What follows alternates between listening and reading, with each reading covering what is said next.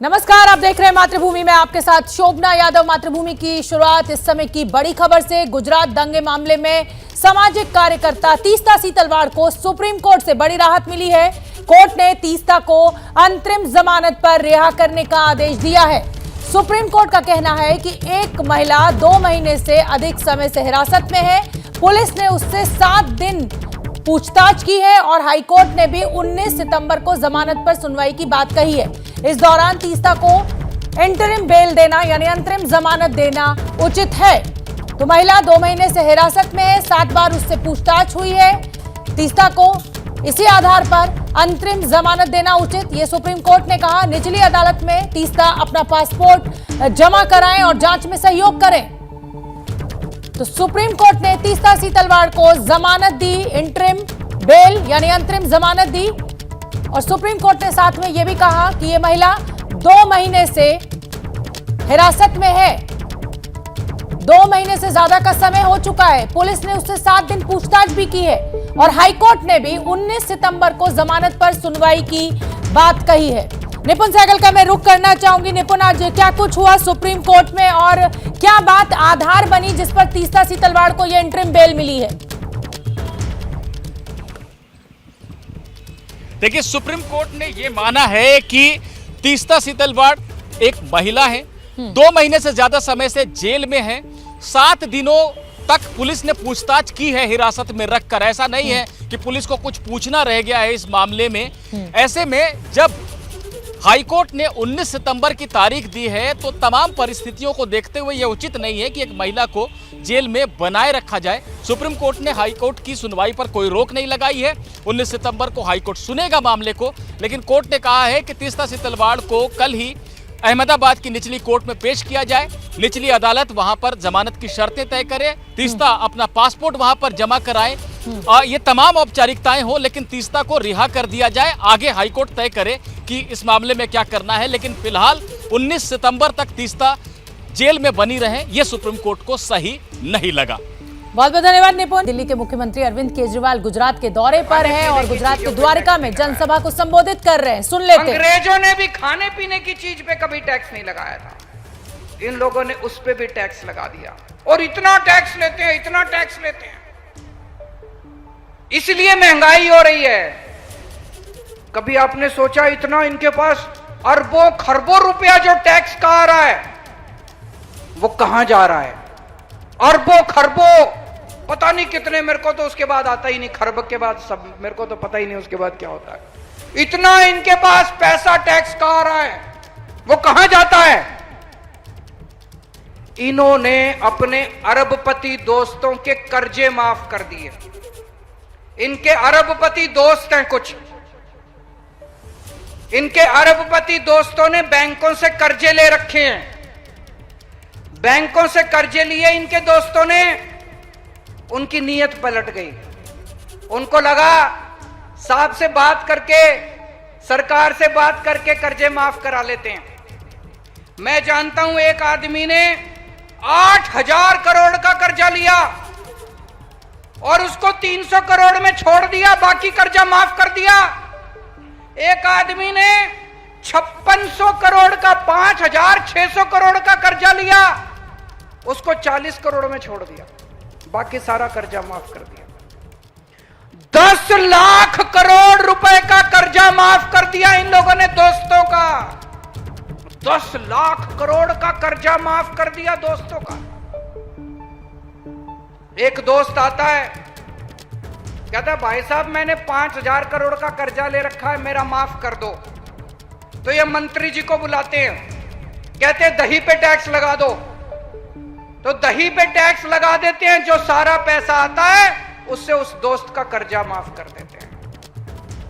एक दूसरा दोस्त आता है, कहता है 10,000 करोड़ का मेरा कर्जा माफ कर दो। ये मंत्री को बुलाते हैं, कहते हैं शहद पे टैक्स लगा दो। शहद पे टैक्स लगा देते हैं, जितना पैसा आता है उससे उसका दूसरे दोस्त का कर्जा माफ कर देते हैं। समय की बड़ी खबर आपको बता दें, अफगानिस्तान के हेरात प्रांत में जुमे की नमाज के दौरान ये बड़ा धमाका हुआ है। धमाके में 20 लोगों के मारे जाने और करीब 200 लोगों के जख्मी होने की खबर है। तालिबान के प्रवक्ता ने धमाके में अफगानिस्तान के बड़े धर्मगुरुओं में से एक मौलवी मुजीबुर रहमान अंसारी के मारे जाने की खबर दी है। मीडिया रिपोर्ट्स बता रही हैं कि गाजा घर की मस्जिद में कुल 2 ब्लास्ट हुए हैं। ये आप देखिए, इन तस्वीरों को अंदाजा लगाइए किस तरीके की बदहवासी लोगों के बीच। ताकतवर बम धमाका जिसमें 20 लोगों की जान चली गई, 200 से ज्यादा लोग घायल हुए। अफरा तफरी का माहौल इस समय। मुल्ला मुजीब ही इस मस्जिद के मुख्य इमाम थे। ये तस्वीर आप उनकी देख सकते हैं, जिनकी इस धमाके में जान चली गई है। मस्जिद के बाहर ये धमाका हुआ, 20 लोगों की मौत, 200 से ज्यादा लोग घायल। जुम्मे की नमाज के चलते बड़ी संख्या में यहां पर नमाज अदा करने के लिए सभी लोग एकत्रित हुए थे। प्रणय उपाध्याय का मैं रुख करना चाहूंगी। आप अफरा तफरी के इस माहौल को देखिए और प्रणय मेरे साथ लगातार बने हुए हैं। प्रणय, ये बेहद बड़ा धमाका मुझे लग रहा है हुआ है कि 20 लोगों की जान चली गई है, 200 से ज्यादा लोग घायल हैं और इन तस्वीरों को देख के अफरा तफरी का अंदाजा लग रहा है इस समय वहां पर। बिल्कुल अफरा तफरी का अंदाजा लगाया जा सकता है शोभना, और ये बहुत बड़ी घटना इसलिए भी है क्योंकि मौलवी मुजीबुर रहमान अंसारी सरकार यानी तालिबानी निजाम के बेहद करीब थे। पिछली बार भी जब पिछले साल तालिबान का रसूख बढ़ना शुरू हुआ और अशरफ गनी जिस तरीके से देश से छोड़कर भागे, गाजरगाह की जो मस्जिद है उसका अपना इन्फ्लुएंस है और सरकार के साथ खड़े हुए थे। जून में ही मौलवी अंसारी ने यह बयान दिया था कि जो भी सरकार के खिलाफ बात करता है, सरकार के खिलाफ खड़ा होता है, उसे बेहेड कर देना चाहिए, उसका सर तन से जुदा कर देना चाहिए। तो एक ऐसे मौलवी की उस समय में जब शुक्रवार की नमाज के बाद में प्रेयर चल रही है, उनके सरमन चल रहे हैं, उनके भाषण चल रहे हैं, एक शख्स आता है, सुसाइड बॉम्बर था, ये आता है, मौलवी का हाथ चूमने के बहाने ये आगे बढ़ता है और हाथ चूमने के बाद उसमें विस्फोट हो जाता है। खचाखच भरे हुए इस पूरे इलाके के अंदर जिस तरीके की तस्वीरें अब सामने आ रही हैं, उससे अंदाजा लगाया जा सकता है कि किस तरीके का वो मंजर रहा होगा जिस समय ये इस धमाके को अंजाम दिया गया। ये सुसाइड बॉम्बर था, लेकिन ये तालिबान के लिहाज से भी बड़ी घटना है। बेहद बड़ी घटना इसलिए कही जा सकती है क्योंकि मौलवी मुजीबुर रहमान अंसारी का अपना अलग दबदबा था, उनका अपना रसूख था, सरकार के बेहद करीब माने जाते थे। और ऐसे में जिस तरीके से धमाकों का सिलसिला शोभना चल रहा है, काबुल में कल धमाका हुआ, आज हेरात में धमाका हुआ है और बीते 1 महीने की अगर आप बात करें, यानी अयमन अल जवाहिरी के मारे जाने के बाद से तो लगातार अस्थिरता का दौर अफगानिस्तान के अंदर थमता हुआ नजर नहीं आ रहा है। बिल्कुल ठीक है प्रणय, बहुत बहुत धन्यवाद इस पूरी जानकारी के लिए। नजर बना के रखिए, जैसे ही कुछ और अपडेट हमें इस धमाके से जुड़ा हुआ मिलेगा फौरन हम आप तक पहुंचाएंगे। रुक करेंगे अगली खबर का। राज ठाकरे की पार्टी महाराष्ट्र नवनिर्माण सेना यानी एमएनएस के नेता ने एक बुजुर्ग महिला को सरेआम थप्पड़ जड़ा और धक्का दिया। मुंबई के मुंबा देवी इलाके में हुई इस घटना का वीडियो अब खूब वायरल हो रहा है। पीड़ित महिला का नाम प्रकाश देवी है। एमएनएस कार्यकर्ताओं ने उनकी मेडिकल शॉप के सामने प्रचार के लिए एक खंबा लगाया था, जिस पर महिला ने आपत्ति जताई थी और उसके बाद इस तरीके का अभद्रता भरा व्यवहार किया गया। इस पहले वीडियो को आप देखिए और उसके बाद ये जो प्रकाश कुमार जी हैं वो मेरे साथ लाइव जुड़ेंगी। तो ये एमएनएस के कार्यकर्ता हैं, इनको देखिए आप। ये महिला प्रकाश कुमार जिनको इन्होंने थप्पड़ जड़ा, धक्का दिया और देखिए वो गिर गई और उनको उठने में कितनी तकलीफ हो रही है, अंदाजा आप लगाइए। प्रकाश देवी का मैं रुख करना चाहूंगी, हमारे साथ लाइव जुड़ रही हैं। प्रकाश जी, उस दिन क्या कुछ हुआ था वो बताइए आप हमारे दर्शकों को पहले।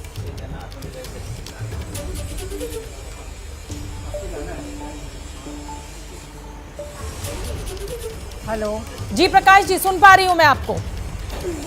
आपका वीडियो खूब वायरल हो रहा है, पूरा देश इस वीडियो को देख रहा है, सभी के फोन पर ये मौजूद है। उस दिन क्या कुछ हुआ, शुरुआत कैसे हुई इस पूरे झगड़े की, आप बताइए हमारे दर्शकों को। मेरे यहाँ दुकान के यहाँ पे खड्डा खोद के बैनर लगाने के लिए उन्होंने खड्डा खोदा और यहाँ पे बम्बू लगाने के लिए बोला। मैंने कहा कि आप बम्बू थोड़ा हटा के यहाँ पे लगा दीजिए, यहाँ थोड़ा साइड में थोड़ा लगा दीजिए। तो उन्होंने धक्का मुक्की और मारपीट किया और गाली गलौज किया और ये सब 3-4 बार मुझे गिरा दिया। तो ये जो आसपास आपके मेरे साथ में जो आसपास प्रकाश देवी जी जो दुकानें थी, हमें कई लोग इसमें दिखाई दे रहे हैं, क्या लोगों ने बीच बचाव की कोशिश नहीं की? नहीं, उन्होंने सब आने की कोशिश, डरते हैं वो कि बीच में आएंगे तो हमें भी ये मारेंगे करेंगे, तो फिर इसके लिए वो डरते हैं वहाँ पे, क्योंकि ऐसे बीच में तो वो आने नहीं दे रहे थे, क्योंकि वो 2-3 जन और भी थे जो रुका रहे थे कि आने मत, तुम मतलब पीछे जाओ, आओ मत आगे। और ये एमएनएस के कार्यकर्ता थे, कोई छुड़वैया नेता, कौन था ये आदमी जिसने आपके ऊपर इस तरह से हाथ उठाया?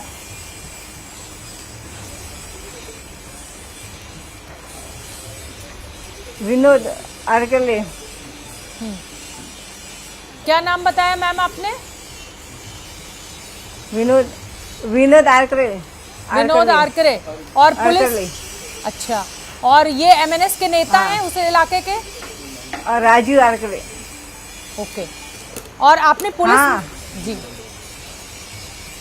आपने पुलिस में शिकायत दर्ज कराई है मैम? हाँ कराई है, मैंने दर्ज कराई है शिकायत। कोई एक्शन इनके खिलाफ हुआ? अभी तक नहीं हुआ।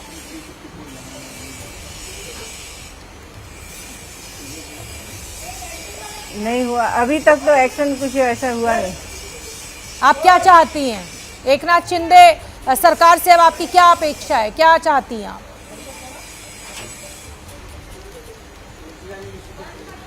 मैं सरकार से ये अपेक्षा चाहती हूँ कि इनको एक दंड ये दीजिए कि ये अभी अत्याचार इनका बहुत बढ़ गया है। इनके लिए मैं महाराष्ट्र सरकार से विनती करती हूँ कि इनको एक सजा, मतलब ये क्या बोलते, ये होना चाहिए कि कोई औरत जात पे हाथ ऐसा उठाना ये गलत है। कानून हाथ में ले रहे हैं।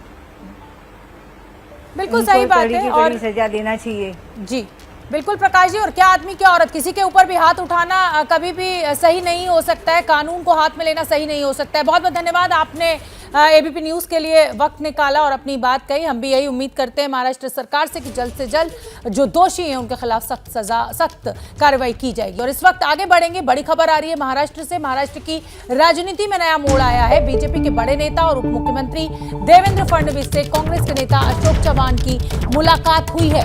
सवाल यह है कि क्या शिवसेना के बाद अब कांग्रेस भी टूटने वाली है?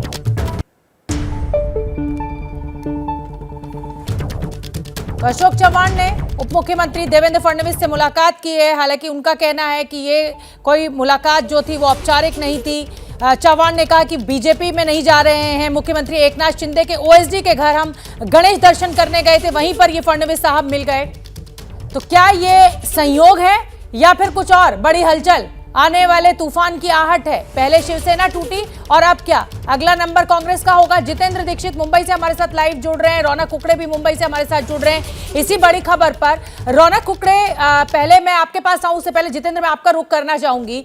जाहिर सी बात है कि देवेंद्र फडणवीस से मुलाकात होना अशोक चव्हाण की ये महज एक इत्तेफाक, ऐसा वो कह रहे हैं, हो सकता है, लेकिन हमें नहीं लगता, क्योंकि एकनाथ शिंदे सरकार के खिलाफ, जब विश्वास मत के खिलाफ उन्हें वोट करना था तो उन्होंने कहा था कि भाई मैं तो ट्रैफिक जाम में फंस गया इसलिए मैं पहुंच नहीं पाया। तो ये जो तमाम कड़ियां जुड़ रही हैं, इशारा तो किसी और कर रही हैं।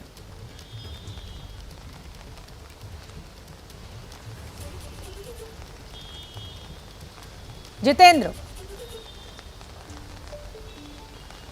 जी हाँ, देखिए शोभना, बिल्कुल महाराष्ट्र में जब से शिवसेना में ये बगावत हुई है उसके बाद से महाराष्ट्र के सियासी हलकों में चर्चा हो रही है कि अब बीजेपी का अगला निशाना कांग्रेस हो सकती है। और बीते कई दिनों से अशोक चव्हाण के नाम की चर्चा थी और खास करके ये चर्चा उस वक्त ज्यादा गर्म हो गई जब विधानसभा में शिंदे सरकार का बहुमत हासिल करना था और उस वक्त अशोक चव्हाण समेत कांग्रेस के करीब 10 विधायक जो है वो मतदान के लिए नहीं पहुंचे थे।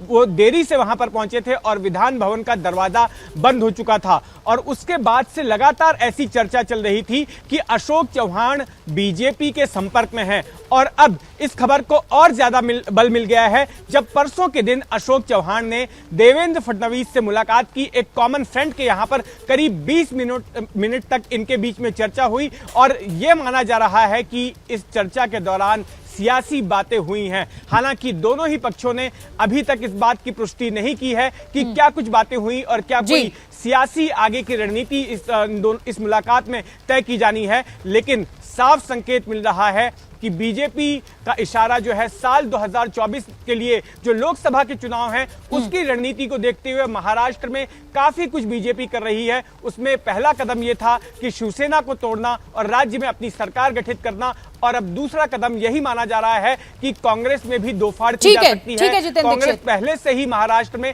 काफी वल्नरेबल है। ठीक है, आप दोनों ही बने रहिए हमारे साथ और हम अपने दर्शकों को बता दें कि देवेंद्र फडणवीस और अशोक चव्हाण के बीच हुई मुलाकात पर शिवसेना की प्रवक्ता मनीषा कयादे का कहना है कि बीजेपी पैसे और सत्ता के जोर पर सभी राज्यों को हथियाना चाहती है। भारतीय जनता पार्टी में एक होड़ लगी है, वो सारे राज्य हस्तगत करना चाहते हैं और सारे और उनकी ही सत्ता हो, लोग उनसे चाहे खुश हो या ना खुश हो, पैसे का लालच दिखाना, सत्ता का लालच दिखाना, यह करके भारतीय जनता पार्टी हर एक दूसरे पार्टी में तोड़फोड़ करना चाहती है और उनको सबसे बड़ा डर है वो रीजनल पार्टी से। और इसी खबर पर अब मैं रुख करना चाहूंगी रौनक कुकड़े का। रौनक कुकड़े, आपके सोर्सेज क्या कह रहे हैं? क्योंकि हर खबर एबीपी न्यूज पर सबसे पहले आपके सोर्सेज के थ्रू हमें पता लगती है, हमारे दर्शकों को पता लगती है। अब ऐसे में आपके सोर्स क्या कह रहे हैं कांग्रेस की टूट को लेकर, इस मुलाकात को लेकर? जी देखिए शोभना, निश्चित तौर पर जब अगर कहीं आग लगी है तभी धुआं निकलता हुआ दिखाई देता है, कहावत है। इसलिए हम कहना ही चाहेंगे, बताना ही चाहेंगे, जैसे कि जितेंद्र दीक्षित ने बताया है कि जब शिंदे सरकार का विश्वास मत था उस दौरान अशोक चौहान और करीबन 10 विधायक जो है वो सही वक्त पर नहीं पहुंचे थे। लेकिन मैं उससे थोड़ा पीछे ले जाना चाहता हूँ। महाराष्ट्र में सत्ता परिवर्तन के पहले विधान परिषद का चुनाव हुआ था 20 जून को। ये वो तारीख थी जिस दिन शिंदे ने रात को बगावत कर डाली थी और उसी दिन कांग्रेस में भी जमकर क्रॉस वोटिंग जो है वो देखने को मिली थी। और बताया जाता है कि जिन विधायकों ने क्रॉस वोटिंग की थी उन पर कार्रवाई करने के लिए कांग्रेस ने कमेटी गठित की है, जिसका नेतृत्व मोहन प्रकाश कर रहे हैं, महासचिव है कांग्रेस के, और वो ये सब कुछ देख रहे हैं। तो जिन विधायकों ने क्रॉस वोटिंग की है ऐसे लोगों के नाम जो है वो कहीं ना कहीं पार्टी को पता लग गए हैं और इन लोगों पर जल्दी कार्रवाई हो सकती है। पहला प्लान यह है कि अगर कांग्रेस पार्टी इन विधायकों को निष्कासित कर देती है, इन्हें पार्टी से हटा देती है, तो ये इंडिपेंडेंट विधायक हो जाएंगे और ऐसे में इनके लिए आसानी हो जाएगी कि ये शिंदे सरकार में शामिल हो सकते हैं। लेकिन दूसरा प्लान ये है जिसको लेकर मुझे लग रहा है कि बीजेपी नेताओं से लगातार कांग्रेस के बड़े नेता संपर्क में, जिसमें अशोक चौहान है, वो ये है कि अगर ऐसा नहीं होता है तो इन्हें इस्तीफा देकर उपचुनाव के लिए जाना पड़ेगा। और ये निश्चित तौर पर देवेंद्र फडणवीस और अशोक चौहान के बीच में जो मुलाकात हुई है वो इसी को लेकर, इसी चर्चा को लेकर जो है दोनों नेताओं में बातचीत निश्चित तौर पर हुई है। ये हमारे विश्वसनीय सूत्र जो है वो कंफर्म कर रहे हैं। ठीक है, तो रौनक कुकड़े को हमने सुन लिया। जितेंद्र दीक्षित, अब शरद पवार क्या करेंगे? पहले ही आप देख रहे हैं कि महाअघाड़ी गठबंधन जो है वो बिखर चुका है। अब अगर कांग्रेस भी टूट जाती है तो कहीं ना कहीं महाराष्ट्र की सियासत में कमजोर तो एनसीपी भी होगी ना, इसको क्या ऐसे देखा जाए? जी हाँ, बिल्कुल। देखिए एनसीपी के मामले में भी हम एक बार देख चुके हैं कि एनसीपी भी एक वल्नरेबल पार्टी है। और अगर मैं साल 2019 की बात करूं तो आपने देखा कि किस तरह से एक छोटी सी बगावत जो काफी छोटे समय के लिए एनसीपी में चली थी और वो बगावत भी बीजेपी ने करवाई थी। आपको वो तारीख याद होगी 23 नवंबर 2019 की, जब एक सुबह अचानक में आपको देवेंद्र फडणवीस मुख्यमंत्री की और अजीत पवार उप मुख्यमंत्री पद की शपथ लेते नजर आए थे। तो हालांकि सुप्रीम कोर्ट के आदेश के बाद में वो सरकार टिक नहीं पाई, 3 दिनों तक ही वो सरकार चली थी। लेकिन उससे एक बात के संकेत जरूर मिले थे कि एनसीपी में भी बगावत हो सकती है, एनसीपी में भी फूट हो सकती है। और इस आशंका से या इस संभावना से इंकार नहीं किया जा सकता कि बीजेपी अपनी 2024 की रणनीति के तहत एक एक करके महाराष्ट्र में जो तमाम बड़ी पार्टियां हैं, क्योंकि मैं आपको बता दूं कि लोकसभा में संख्या बल के हिसाब से महाराष्ट्र दूसरा सबसे बड़ा राज्य है जहां से लोकसभा के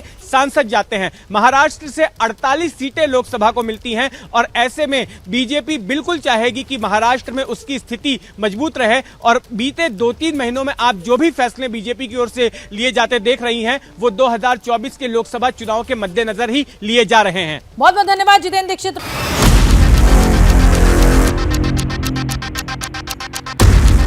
विक्रांत विशाल है,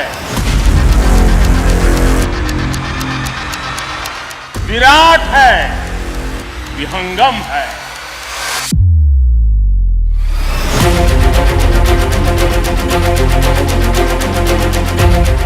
विक्रांत विशिष्ट है,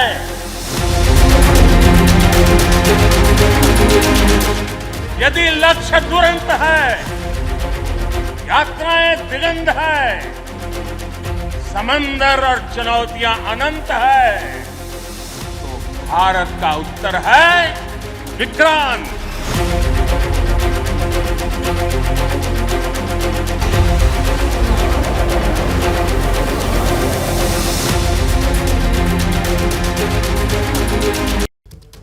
तो समुंदर के हम सिकंदर, आज भारत में एक नया इतिहास बना है। नौसेना में आज पहला स्वदेशी विमान वाहक पोत INS विक्रांत शामिल हो गया है।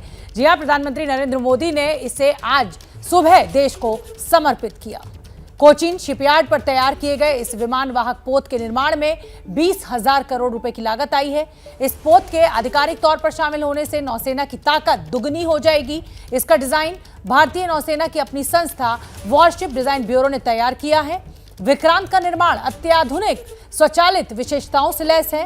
विक्रांत के लोकार्पण के साथ भारत के पास 2 सक्रिय विमान वाहक पोत हो जाएंगे, जिनसे देश की समुद्री सुरक्षा को बहुत बल मिलेगा। ये 2 तस्वीरें देश को मिला INS विक्रांत। प्रधानमंत्री मोदी ने देश को समर्पित किया। आत्मनिर्भर भारत की बड़ी मिसाल INS विक्रांत विराट है, विहंगम है, विशिष्ट है। प्रधानमंत्री ने आज अपने संबोधन के दौरान INS विक्रांत के लिए कहा, 40,000 टन की क्षमता वाला एयरक्राफ्ट कैरियर है। भारत 6ठा देश बना एयरक्राफ्ट कैरियर बनाने में, और दुनिया के 6 देशों में अब भारत का नाम भी है। देश को मिला पहला स्वदेशी विमान वाहक पोत। आत्मनिर्भर भारत की बड़ी मिसाल है INS विक्रांत। आज प्रधानमंत्री नरेंद्र मोदी ने देश को समर्पित किया।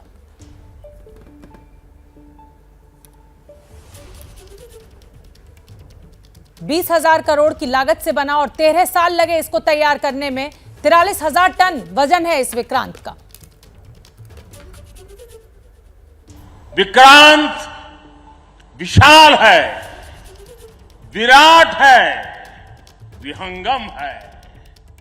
विक्रांत विशिष्ट है, विक्रांत विशेष भी है। विक्रांत केवल एक युद्धपोत नहीं है, ये 21वीं सदी के भारत के परिश्रम, प्रतिभा, प्रभाव और प्रतिबद्धता का प्रमाण है।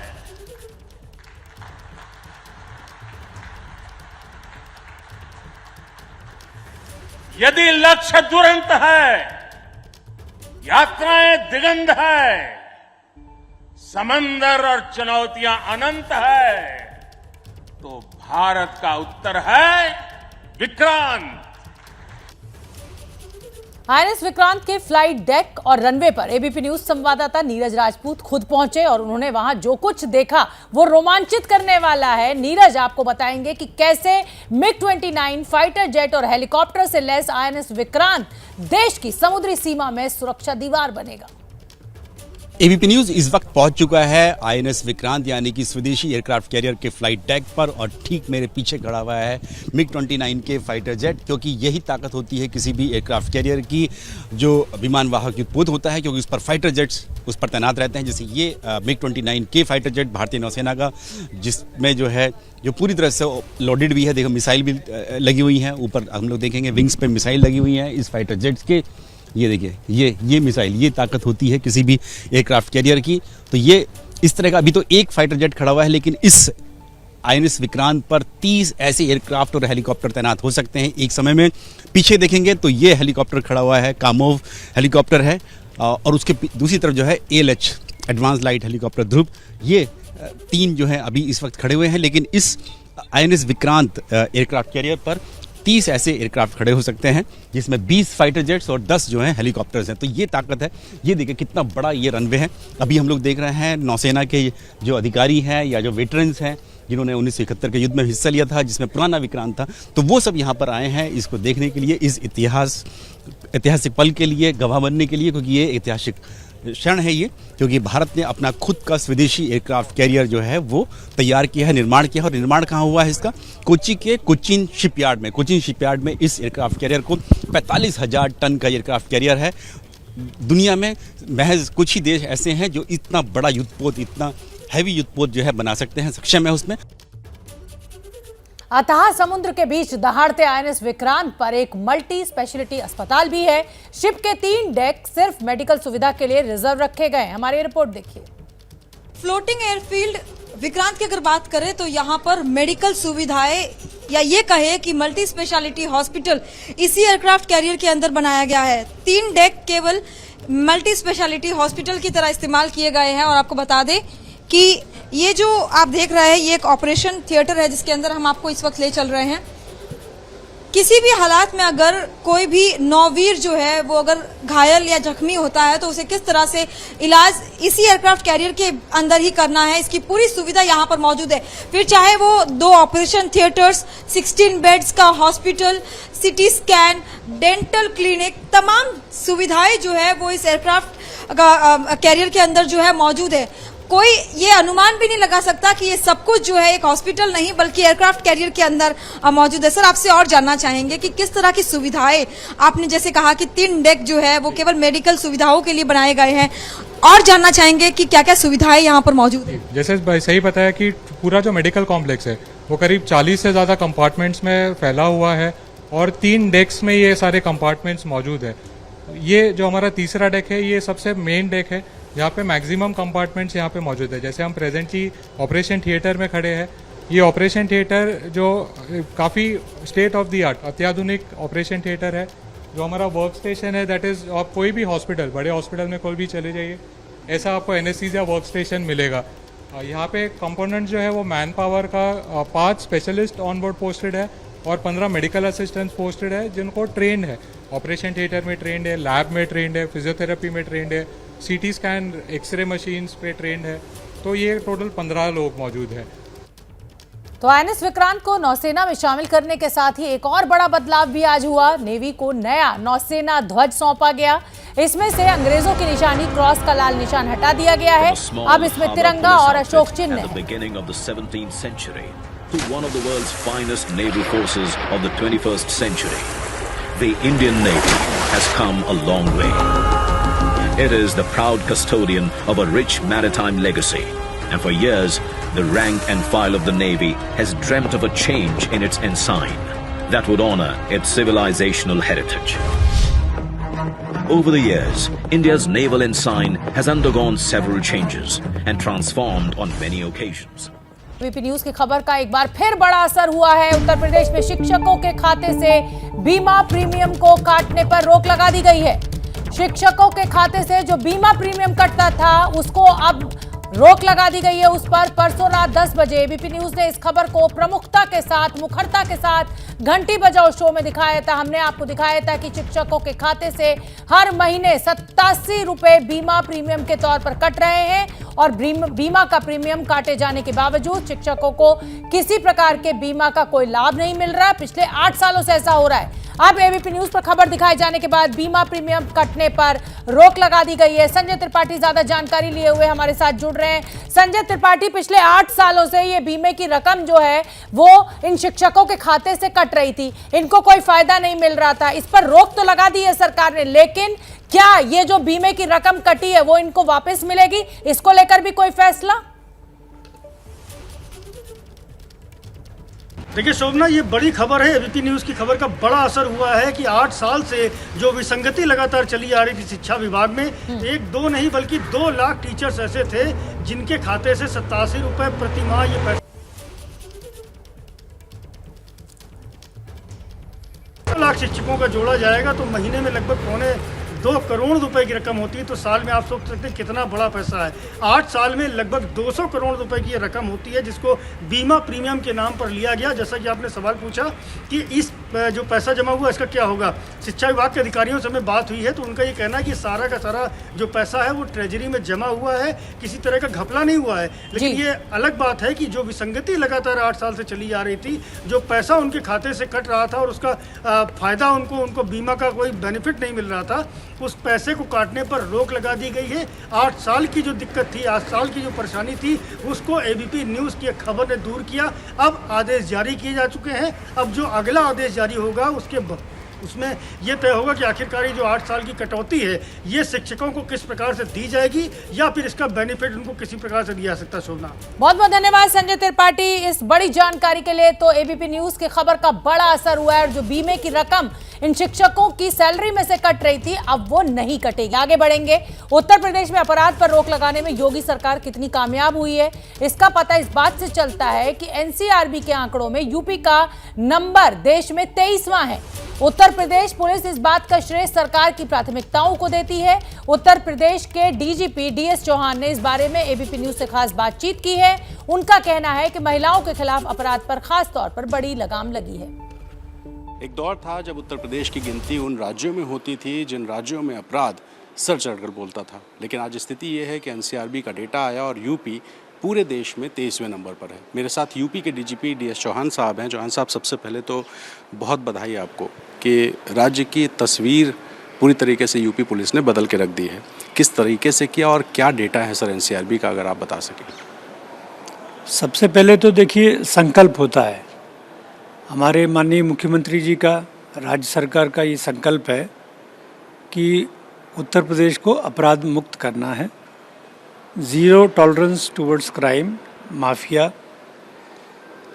And security to women and children. तो इसके ऊपर जो है, जब संकल्प हमारा एक स्पष्ट है तो उसके ऊपर फिर कार्य योजना बनाकर काम किया जा रहा है।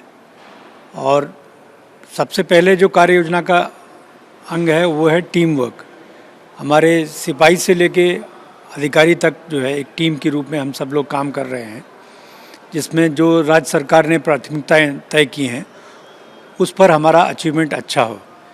इसके साथ साथ बुद्धि और विवेक का भी प्रयोग हो रहा है, जिसकी वजह से हमें प्रोसिक्यूशन में जो है वो बहुत अच्छी सक्सेस मिल रही है। और कुछ क्राइम्स ऐसे हैं जहाँ पर खास करके महिला के प्रति अपराध, एसिड अटैक्स जो महिलाओं पे पहले होते थे, तो एक कार्य योजना बनाकर उस पर कार्रवाई की गई है, तो जिससे हमारे जो है बहुत अच्छी इस पे रिजल्ट आए हैं। सर, खास तौर पे महिलाओं को लेकर के बड़ी चर्चा होती थी यूपी में कि रेप हो गया, महिलाओं को उठा लिया गया, तमाम छेड़खानी की खबरें। महिलाओं पर अपराध जो है उस पर नियंत्रण आया है। ये क्या आप लोगों के एक स्पेशल अभियान था, एंटी रोमियो स्क्वाड कह लीजिए, या डर, किस तरीके से नियंत्रण किया? माननीय मुख्यमंत्री योगी आदित्यनाथ जी महिलाओं के प्रति जो अपराध है उसके प्रति बहुत संवेदनशील है। और पूरे जो स्टेट की माइट होती है लॉ की, वो उस पर कार्रवाई शुरू हो जाती है जिस पर अगर कोई महिला के प्रति अपराध करता है। इसी का रिज़ल्ट ये है, आप देखेंगे एंटी रोमियो स्क्वाड एक वन स्टेप था और उस पर आज भी लगातार कार्रवाई हो रही है इस पर। लेकिन जो मेन है, आइडेंटिफाई किए गई जगह कि कहाँ पर महिलाओं के साथ में ऐसी छेड़खानी होती है, जैसे मॉल्स हैं, स्कूल्स हैं, कॉलेजेस हैं, इंटर कॉलेजेस हैं, तो वहाँ पर अब आप जाके देखेंगे पश्चिम उत्तर प्रदेश में, पूर्वांचल में, बुंदेलखंड में, सब जगह जो है वो हमारी जो बच्चियाँ हैं वो आराम से बेखौफ स्कूल जाती हैं, कॉलेज जाती हैं, शॉपिंग के लिए निकलती हैं। तो ये जो जनरल सिक्योरिटी का एटमॉस्फेयर है उसमें इम्प्रूवमेंट किया गया है। तो इस समय की बड़ी खबर आपको बता दें, राज ठाकरे की पार्टी महाराष्ट्र नवनिर्माण सेना के जिस नेता ने बुजुर्ग महिला को सरेआम थप्पड़ जड़ा था और धक्का दिया था, एमएनएस ने उनके खिलाफ कार्रवाई की है। तीनों नेताओं को पद से हटा दिया गया है, एक नेता को पार्टी से निकाल दिया गया है। अब से कुछ देर पहले प्रकाश देवी एबीपी न्यूज पर मातृभूमि में लाइव बैठी हुई थी, उनकी यही मांग थी सरकार से, और अब सरकार कुछ कदम उठाती उससे पहले एमएनएस ने ये बड़ा स्टेप उठाया है, बड़ा कदम उठाया है। एक नेता को पार्टी से निकाला और बाकी दोनों नेताओं को पद से हटा दिया गया है। तो मुंबई के मुंबा देवी इलाके की एक घटना थी जहां पर दवा की दुकान चलाने वाली प्रकाश देवी की दुकान के बाहर एक खंबा गाड़ा जा रहा था। उसका जब उन्होंने विरोध किया, मना किया, तो आप देख सकते हैं कि कैसे उनको थप्पड़ मारा गया और धक्का दिया गया। और अब एमएनएस ने बड़ी कार्रवाई करते हुए तीनों नेताओं को पार्टी से निकाल दिया है। जैसे ही घड़ी का काटा दोपहर 2:30 पे आए, बबीता जी का दिल सास बहू साजिश के लिए मचल जाए। और ये है इनकी बहू, पूरे दिन ऑफिस की टेंशन हो जाए गॉन जब ये करें अपना फेवरेट शो फ्री टाइम पे ऑन। इनकी तरह आप भी देखिए अपना फेवरेट शो अपने टाइम पर और डाउनलोड कीजिए एबीपी लाइव ऐप अपने स्मार्ट टीवी पर।